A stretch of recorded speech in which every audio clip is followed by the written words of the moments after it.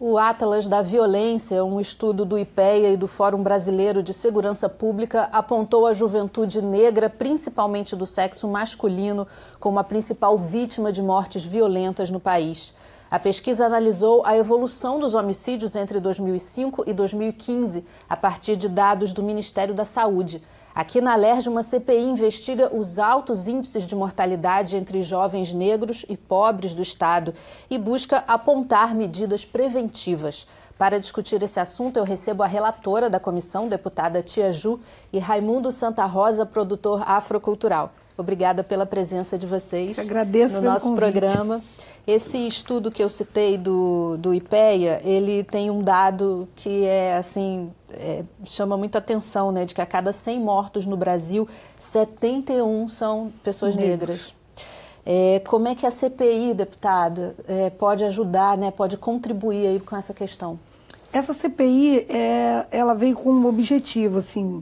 Nós já sabemos que o Senado já tem um relatório sobre a CPI de mortes de jovens negros, na Câmara Federal também, mas quando eu protocolei essa CPI, que foi protocolada por mim em 2015, eu abri mão da presidência para ficar com a relatoria, exatamente porque nós pretendemos dar uma roupagem diferente ao relatório, no sentido de trazer as especificidades do Rio de Janeiro, porque o Rio de Janeiro traz algo diferente com relação a esses homicídios de adolescente, diferente de todo o Brasil, porque nós temos aqui o domínio dos territórios. A gente não consegue pensar a capital, o assassinato de jovens negros da capital, igualando o assassinato de jovens negros da Baixada Fluminense, por exemplo, ou da região dos Lagos. Eles são diferenciados, né? Os índices são altíssimos, mas há essa questão territorial. O porquê dessas mortes, as facetas que essas mortes, esses homicídios trazem. São muitas questões envolvendo esses assassinatos de jovens. Então, a gente quer trazer o recorte racial, o recorte social e falar desses jovens assassinados. Tirar essa coisa da naturalização da morte de um negro. Eu percebo que aqui no Rio, no Brasil de um modo geral, mas aqui no Rio a gente percebe com uma maior ênfase que quando tomba um negro, morre um jovem negro, é normal, é natural. Foi só um negro que morreu. Né? E isso, a gente não pode aceitar que isso seja visto tão naturalmente, é uma vida que se foi. Nós temos que pensar o seguinte, nós estamos matando mão de obra, nós estamos matando perspectiva, nós estamos matando futuro, nós estamos matando vidas, ainda que sejam negras, mas elas importam muito. Obrigada, deputada. Raimundo, o Movimento Negro Unificado, que você foi um dos fundadores, né? Ele começou lá na década de 70 e vem até hoje com pautas super atuais. Hoje a gente pode dizer qual é a principal questão, né, da militância do movimento negro? É a questão da segurança? Também. Fernanda, a vida negras importa. Isso é, assim, o que Ju, inclusive, sempre fala, vida negras importa. E importa com qualidade. A gente precisa ter espaço, a gente precisa ter respeito, a gente precisa ter direcionamento socioeconômico, político, e essa respeitabilidade é necessária. Esse ponto é uma das questões que pauta a questão das discussões do movimento negro. Hoje busca-se espaço na universidade, qualificar essas casas, essas mãos de obras que, inclusive, a Ju citou muito bem, que tem se perdido a cada momento, a cada dia. Eu tiro por mim, eu vim da Bahia com 13 anos de idade, eu costumo até brincar, só tinha cabeça e orelha, moleque. Convites não faltaram para fazer inúmeras coisas que não são tão agradáveis. Eu optei pelo melhor. E hoje, se eu tivesse sido ceifado por essa política ruim que tem avançado sobre a população afrodescendente. Quantas coisas a gente não saberia. Inclusive, eu não estaria aqui hoje falando com você. Eu não estaria do lado dessa pessoa maravilhosa que é a Tia Ju. Então, as pessoas precisam pensar em políticas, e isso é a pauta do movimento negro hoje. Busca oportunidades nas universidades, nas empresas.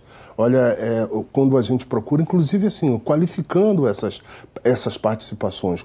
Onde é que está o negro hoje na empresa pública, na empresa privada, nas grandes empresas? Então, e essas pessoas, esses afrodescendentes, esses negros, têm muito a contribuir.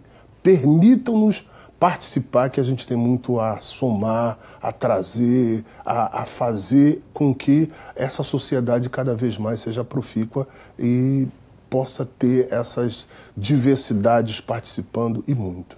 Eu costumo até dizer que quando a gente olha para uma favela, eu não gosto muito de usar o termo comunidade, não, é favela mesmo.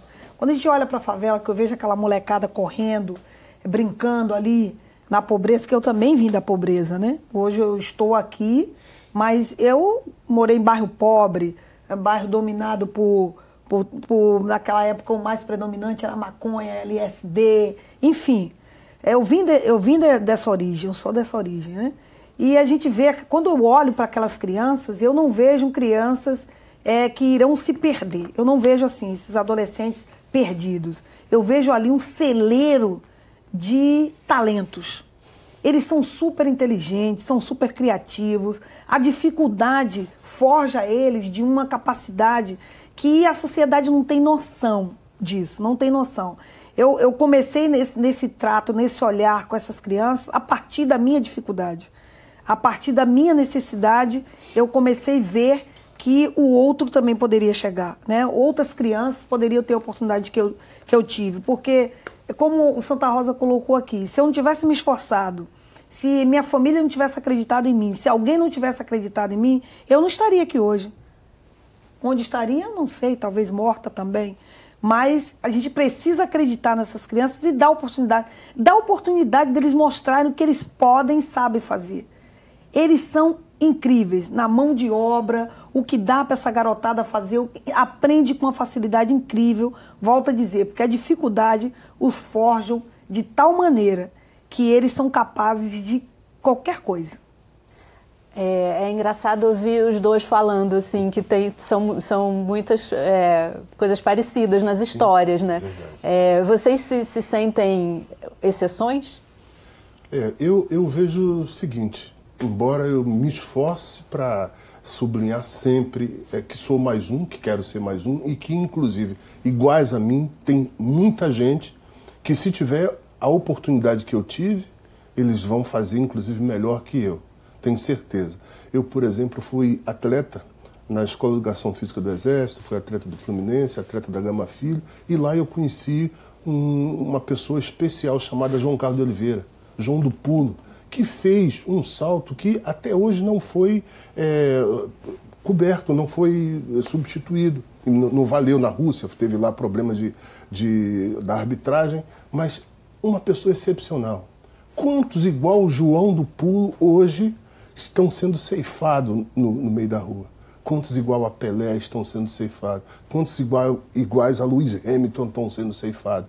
O que a gente quer é oportunizar essa juventude, essa molecada, que tem aí muito a contribuir. Quantas mulheres igual a Ju, igual a Jurema Batista, igual a Benedita da Silva, igual a Ana Davis, estão aí disponíveis nessas comunidades, que só precisam de uma oportunidade para dizer assim, olha só, eu sei fazer isso, eu posso contribuir, essa sociedade precisa de mim, eu posso ajudar. Quando eu olho, eu sou de uma família de 8 irmãos, né? 9 comigo, porque minha mãe teve 8 filhos e adotou mais uma, minha irmã caçula, né? E de todos os meus irmãos, só eu e meu irmão mais velho concluímos o 2º grau.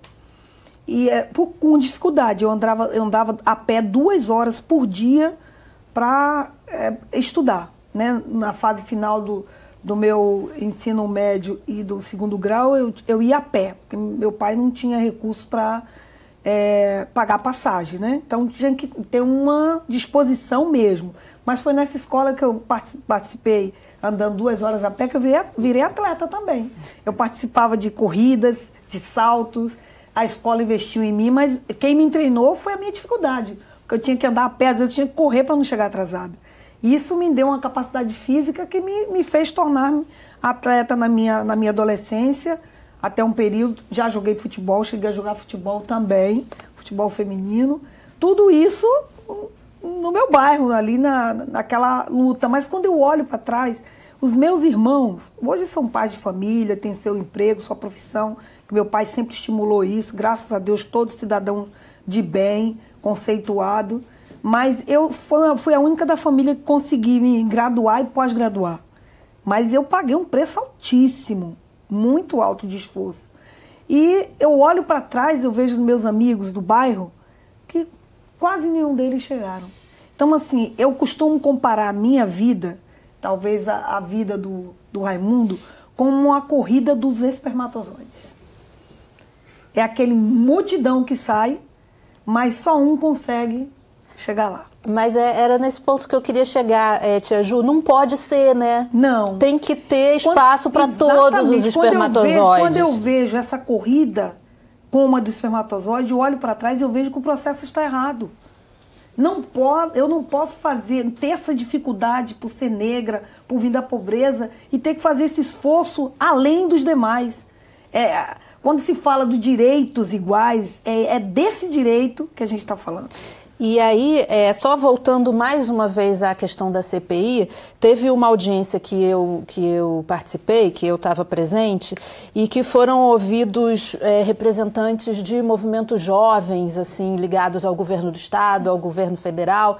E o que ficou assim um pouco claro é que com essa crise financeira, tanto no país e principalmente no Estado, muitas políticas públicas para a juventude, principalmente para a juventude negra e da periferia, essas políticas públicas foram cortadas. Foram totalmente cortadas. Né? Foram anuladas, assim, e isso acaba tendo um reflexo imediato. Com certeza. Né, na questão da violência. Eles ficam ociosos.